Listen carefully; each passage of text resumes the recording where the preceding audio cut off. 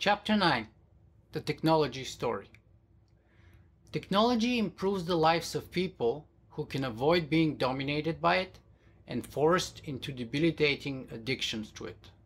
Frank Kaufmann. The first atomic bomb was nicknamed Gadget. Does this fact say something about who we are, or does it say something about the nature of technology and the power to do good or evil?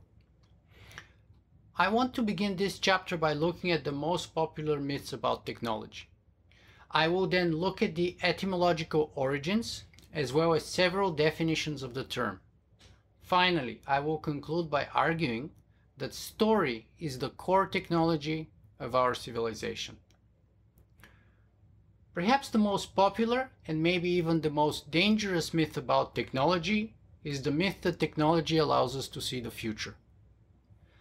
Come and see this amazing new technology, we often hear, and you will see the future. I call this the crystal ball myth because I grew up with the witches and wizards fairy tales where magic crystal balls gave them the ability to see the future. Of course, Arthur C. Clarke's famous third law states that any sufficiently advanced technology is indistinguishable from magic. And so perhaps we shouldn't be surprised that modern technology has become synonymous with the crystal ball from our old magic fairy tales. But the crystal ball perception of technology is not only a myth, it is also dangerous. To evaluate that crystal ball metaphor, we have to first understand the etymology of the word technology, what it means and stands for, or at least what it used to mean and stand for. Then we can judge whether the etymological meaning of the word supports the above metaphor or some alternatives that I will propose. The word technology comes from two Greek words, techne and logos. Techne means art, skill, craft, or the way, manner, or means by which a thing is gained. Logos means word, the utterance by which inward thought is expressed, a saying or an expression. So technology means words or discourse or a conversation about the way things are gained. In other words, technology is merely how we do things and not what we want or why we do them, because it is not an end in itself. Instead, technology is merely a means to an end, a tool. That is why I want to propose a better metaphor. Technology is a magnifying mirror. It doesn't show us the future, but merely reflects the present, and more importantly, it reflects who we are. Technology is a mirror because it reflects the engineers, designers, entrepreneurs, and users who create and use it. But it is also a mirror to humanity in general and our collective dreams, hopes, and fears, our knowledge and our ignorance, our privileges and our responsibilities, our strengths and our weaknesses, our good and our evil. But it is not a usual kind of mirror because technology magnifies and amplifies things, and hence it brings its own biases. Thus, it always has unforeseen consequences. And the critical point here is that technology reflects our essence. So in a way, the story of technology is the story of humanity, just like the story of humanity is often told as the story of technology. That is the claim that we are a tool maker. Now, why do I claim that the crystal ball metaphor is dangerous?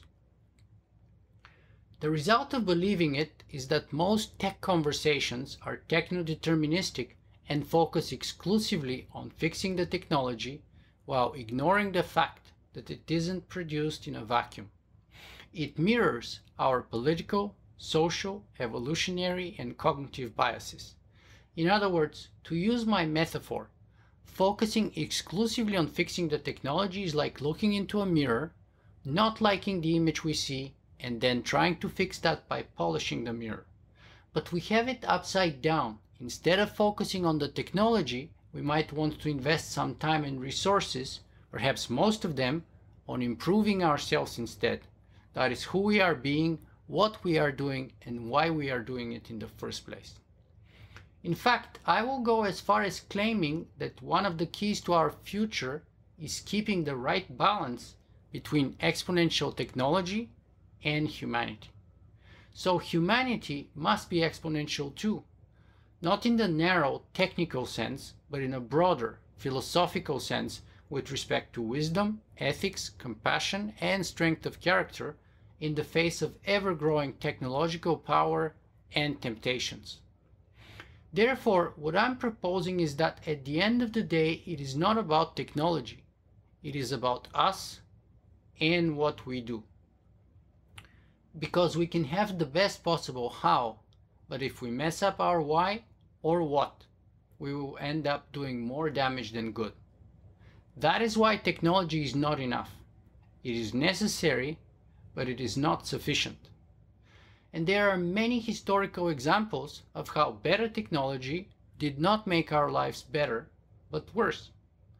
For instance, historian Yuval Harari called the Agrarian Revolution history's greatest fraud, because in every way measurable, that is health, longevity, work hours per week, nutrition, infant mortality, and so on, we were better off as hunter-gatherers. The Renaissance and the Industrial Revolution were also frauds in the sense that most contemporaries ended up worse off than they previously were. So the story of progress, that technology is inherently good or that it always gives us freedom, is incomplete and one-sided. And if we're not careful, we're running the risk that our current technological revolution may turn out to be our epoch's greatest fraud.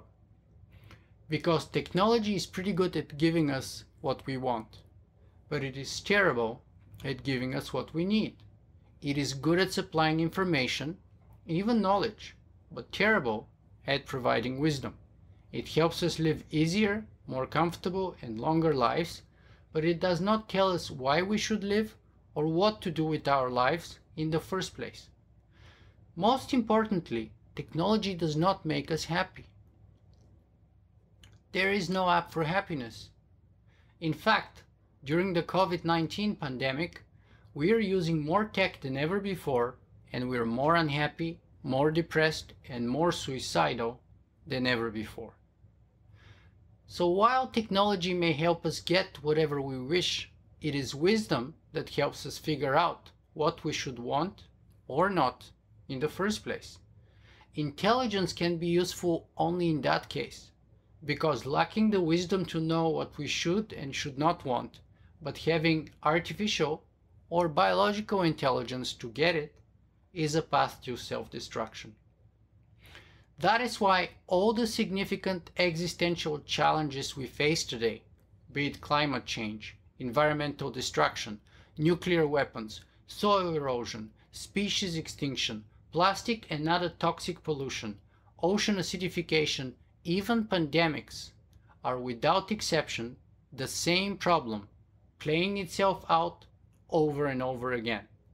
Namely, humanity's technological power is outpacing our wisdom to control and use it in a productive, safe, non-destructive, and non-suicidal manner. Clearly, more powerful technology, not accompanied by a proportional growth in our own wisdom to utilize it, will make the gap bigger and therefore the above problems worse, not better. And that is why we must go back to the original meaning of the word technology. Technology is merely a tool, a means to an end, never an end in itself.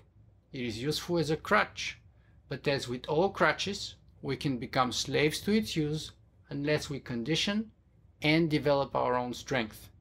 It can therefore enable just as much as it can disable us. It can destroy and enslave us just as much as it can liberate and save us.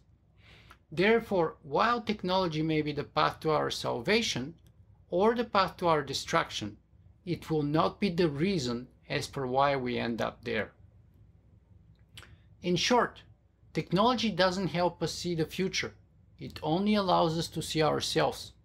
And if we put garbage in, we're going to get garbage out. Only this time, it's exponential, due to its stupidity, prejudice, or evil.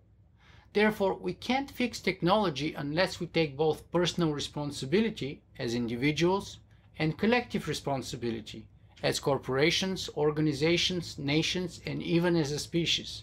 Because technology is a magnifying mirror, not a crystal ball.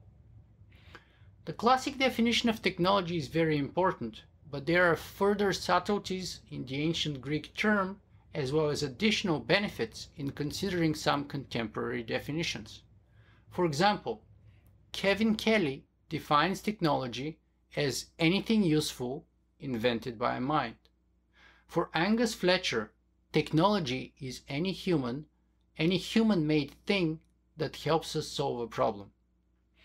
I want to bring these to your attention to stress the fact that technology does not have to necessarily be material in nature. Of course, if you are a software engineer, you already know that. But we need to expand this awareness and recognize its implications. If we combine Kelly and Fletcher's definitions, technology is anything useful invented by the human mind that helps us solve a problem. There are two types of problems and therefore two types of technology that we use: outward and inward. Outward technology is what we usually refer to when we evoke them. It is the technology that helps us solve the problem of being human in a non-human world. For example, survival. By solving problems such as thirst, hunger, cold, heat, safety, and security, and so on. But inward technology is equally important, for it helps us solve the problem of simply being human. The problem of being human, you may ask. Well, yes, indeed. We face the problem of being human when asking, who am I? What is the purpose of life? Why am I here? What is human? What is the answer to life, the universe, and everything? All big questions with no obvious, if any, answer at all.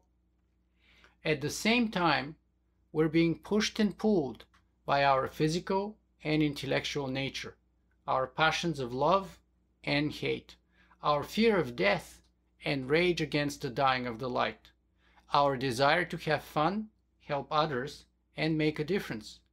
In short, being human is a problem in its own right, a problem each of us has to solve on our own, and the primary technology we use to solve that problem is called story. Because story is something useful, invented by the human mind, that helps us solve problems. And only story can supply answers to the above fundamental questions. That's why Jeff Deschambault defined story as information processing technology. And that is also why Robert McKee noted that story is about trying to make sense out of the confusion, chaos, and terror of being a human being. So, in conclusion, the most popular and powerful technology is not the wheel. It is not the internet. It is not even money, though money, as Yuval Harari has pointed out, is the most popular story because almost everyone believes in money. But most popular or not, money is just another story. It doesn't exist outside of our imagination, for we can't eat, drink, or wear money itself. Bitcoin doesn't even have a physical representation, but is entirely computer code.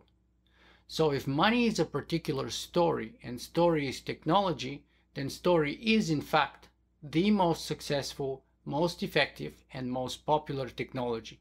That is why you can have a civilization without the wheel, even without money, for those are just two particular stories.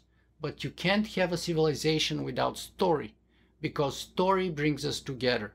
No story, no civilization. As Jonathan Gottschall noted, story, sacred and profane, is perhaps the main cohering force in human life. A society is composed of fractious people with different personalities, goals, and agendas. What connects us beyond our kinship ties? Story. As John Gardner puts it, fiction is essentially serious and beneficial, a game played against chaos and death, against entropy.